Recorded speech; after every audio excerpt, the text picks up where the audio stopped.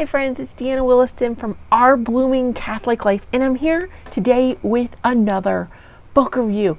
So last week I was out using my weed whacker to clear the fence of honeysuckle, and I came upon this tangled little mat of honeysuckle, and so I went to reach and I realized that on top of one of the fence posts was a little bird's nest. It wasn't a little clump, it was a bird's nest, and in it was already one egg. I'm going to go ahead and try and attach the photo. Hopefully here, I'll know to attach it here. So you can see the bird's nest had one egg in it, and it was blue with some brown splotches. And honestly, if you look that kind of egg up, it could be like a million different birds, and I could never catch mama bird or daddy bird. There was never anybody sitting on the nest. And I went back a couple days later. Okay, and you can see there are more eggs in there, so somebody's still using the nest. I haven't scared them off, but I still haven't been able to see anyone. And so I went out today one more time, like 3 days in a row or so, and trying to look into this nest, and there it was. And I looked over, and this bright red cardinal was chipping near the middle of the yard. So the fence post is on the edge, and right around the middle, there was a male cardinal chipping. And chipping is a noise they used to call back and forth between mates. And suddenly, after the chips, then the pair flew away. So he must have been calling his little plan to her, follow me, and off they went. And so that narrowed it down quite a bit, didn't it, friends? And one of the reasons I was leaning towards cardinal, because cardinal eggs really vary in color, but it was on top of a fence post, and that triggered a memory. But also, if you look it up, they like to be near honeysuckle, is a favorite thing to build their nests out of, and they like to be near mulberries, and they're in fact almost literally under a mulberry tree wrapped up in honeysuckle, so they were probably in heaven right there.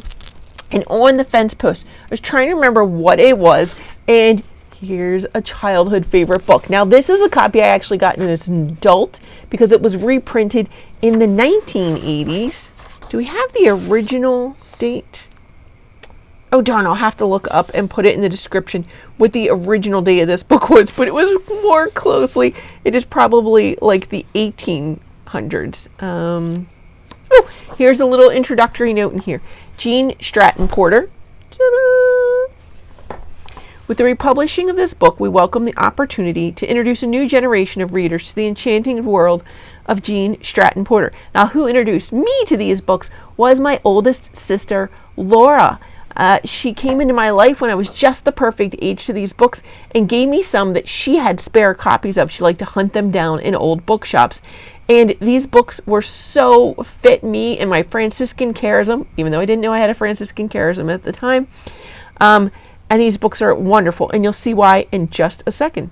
To understand Porter's importance as an early 20th century writer, it is helpful to know that she was first and foremost a naturalist.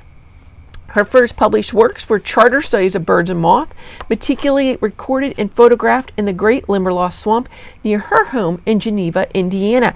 And now, actually, it's a state historic site. You have the Gene Stratton-Porter State Historic Site is actually her house. It's very wonderful to visit. I got there once. I would move in if they took their eyes off me for a second. Her novels, for which she is best remembered, were primarily a means to an end. In adopting the fictional form, she hoped to influence a larger audience than could be reached through the traditional nature publications. Weaving natural lore into plots about simple people drawn from her own experience, she captivated America with such novels as Girl of the Limberlost, Freckles, and The Magic Garden. In doing so, she created a new constituency for conservation of the natural habit. She had me hooked, I will let you know. Yeah, absolutely, those books are some of my favorites of all time.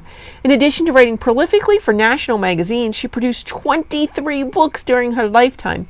Her immense popularity is reflected by the fact she was published in 7 foreign languages and was the first American writer to be translated into Arabic. When 3 of her novels were produced as films, her career took her to Hollywood, where she died in an automobile accident in 1924 at the age of 61. The product of a unique childhood, Stratton-Porter spent her early years on a remote farm near Wabash, Indiana. Since there was no opportunity for schooling until the family moved into town when Jean was 11, she learned at the knee of her father.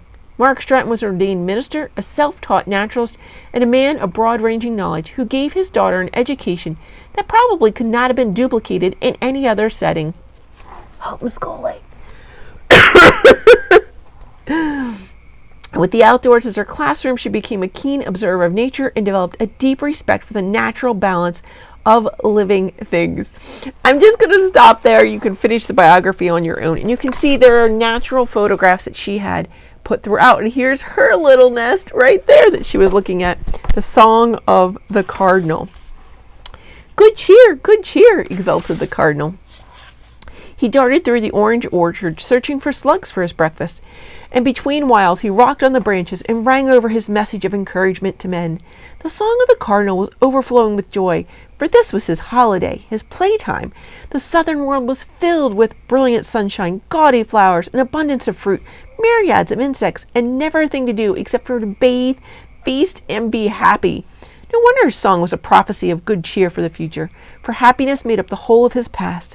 This cardinal was only a yearling, yet his crest flared high, his beard was crisp and black, and he was a very prodigy in size and coloring.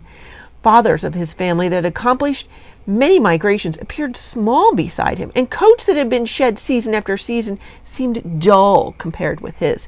It was as if a pulsing heart of flame passed by when he came winging through the orchard. Last season the cardinal had pipped his shell away to the north in that paradise of the birds, the Limberlost. There thousands of acres of black marsh muck stretch under the summer sun and winter's snows. There are darksome pools of murky water, bits of swale and high morass. Giants of the forest reach skyward, are coated with velvet slime, lie in decaying sun-flecked pools, while the underbrush is almost impenetrable. The swamp resembles a big dining table for the birds. Wild grapevines clamber to the tops of the highest trees, spreading umbrella-wise over the branches, and their festooned floating trailers wave as a silken fringe in the play of the wind.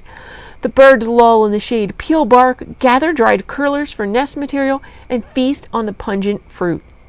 They chatter in swarms over the wild cherry trees and overload their crops with red hulls, wild plums, pawpaws, blackberries, and mandrake. The alders around the edge draw flocks in search of berries, and marsh grasses and weeds are weighted with seed hunters. The muck is alive with worms, and the whole swamp ablaze with wildflowers, whose colors and perfumes attract myriads of insects and butterflies. You can see, friends, how poetic and lovely and exciting her writing is. Jean Stratton-Porter is a master of craft. There are pictures in here throughout. It is a beautiful book. There's never too much print per page. It's done, in the historical format. Somewhere I swear I have an older copy of this book. But these new copies printed out in the 80s, this edition was only $300, but I know you can get some apps on Google Play and others that you can get her a big collection of her book for just a few dollars. You can see the typeset there's lots of room in the margins, as well as the print is big. There are black and white pictures here and there, not a lot, but some. It's not a terribly long book, even with the small pages. I think it's it's right around. It's 152. It's 152. No problem. So you can read this book. You will be drawn into the Limberlost. You'll be drawn into the world of the Cardinal, and you'll be learning as you do it. These books are just fabulous. There is totally more than just this one. Like I said, I think it was 23 that she has, and they teach you both about man and beast. I just love it. Oh, here's a little picture of the fledglings. Aren't they adorable? And here you go. Here's the current publisher. If you need to get any of these, I would try the Jean Stratton-Porter historic site. Can you get them other places? Absolutely. But the money is going to go to preserving the state historic site in Indiana. And it's just, if you go there, it's completely enchanting, as well as a very rich natural resource. So I encourage you to get that from the Jean Stratton-Porter State Historic Site in Indiana, and I'll try and link that in the description. God bless, friends. Jump into the world of Jean Stratton-Porter this spring. God bless.